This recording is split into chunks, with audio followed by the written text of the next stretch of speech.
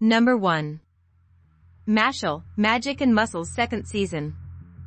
In this magical world, one is easily identified as having magical abilities by a distinctive mark on their face. Those unable to practice magic are swiftly exterminated to maintain the magical integrity of society.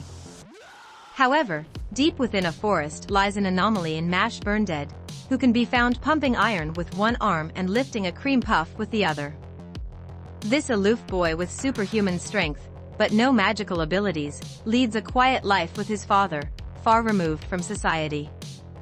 Mash's peace is soon disturbed when the authorities discover his lack of magical powers. They issue him an ultimatum: compete to become a divine visionary, which would force everyone to accept him, or be persecuted forever. Number 2. The Eminence in Shadow Second Season. Everything has been going according to plan, but the hour of awakening draws near. Sid Kajanu and Shadow Garden investigate the lawless city, a cesspool where the red moon hangs low in the sky and 3 powerful monarchs rule the streets.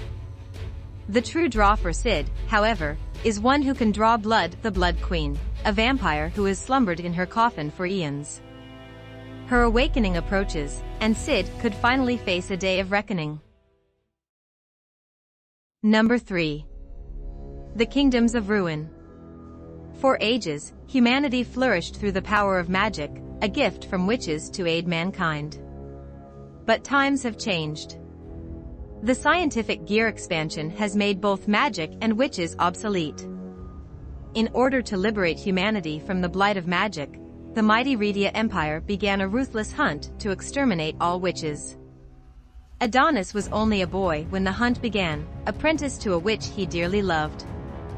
When she perishes at the hands of the Empire, Adonis vows revenge. By this furious wizard's power, blood will flow.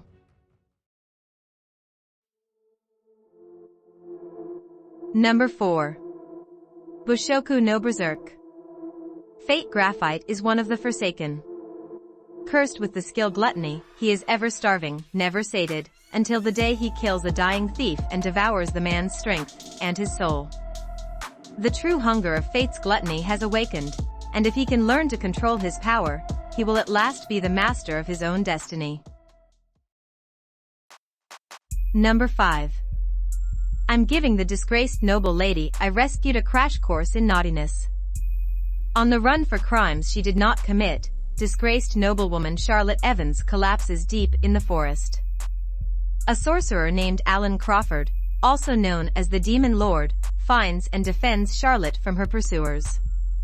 Since she has no place left to go, Alan takes pity on Charlotte and offers to hire her as a live-in maid.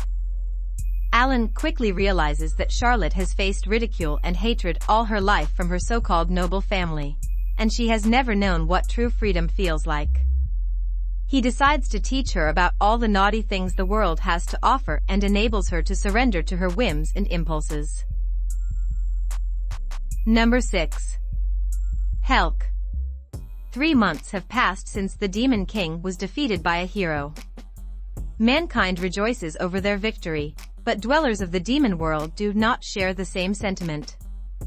With the loss of their king, they must now hold a tournament to decide who will become his successor. Monitoring the competition is the hot-headed yet powerful Vimirio, one of the 4 heavenly kings. Among all the participants, she is extremely distrustful of one, Helk, a human hero who claims to hate humanity.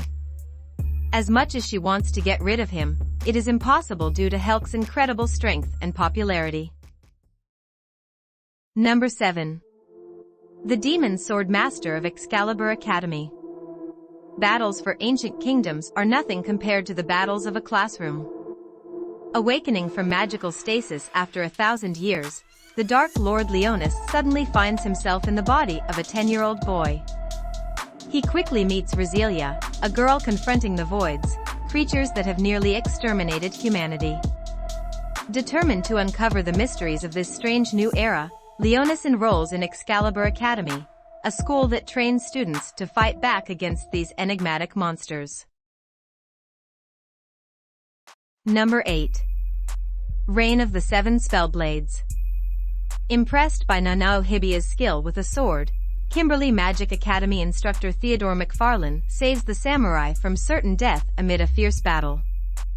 With his encouragement, Nano enrolls in the academy, where she instantly becomes a celebrity after she and 4 of her peers save a student from an enraged troll.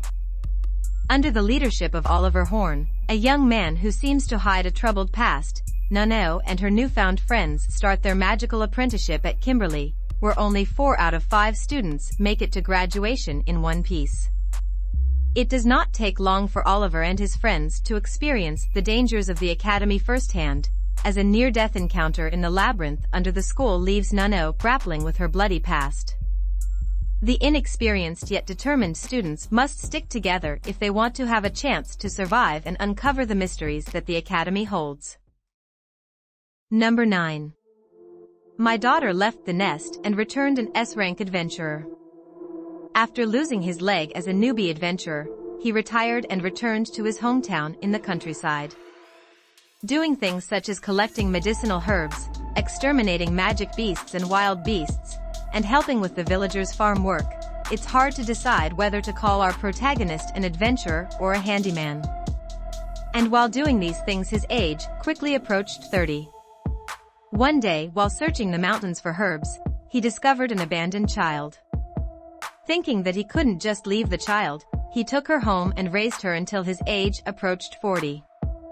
His now grown-up daughter had also wanted to become an adventurer, likely from growing up watching her father. Although her father had taught her the sword since she was young for self-defense, her talent at it was quite impressive. Thinking that it would be better for her not to be stuck out in the country for the rest of her life, our protagonist sent her to the Adventurers Guild in the capital. After another 5 years, the protagonist, now in his 40s, is still acting as a pseudo-adventurer in the countryside. However, his daughter, now a distinguished S-class adventurer, hasn't returned home even once yet. Number 10. Classroom for Heroes.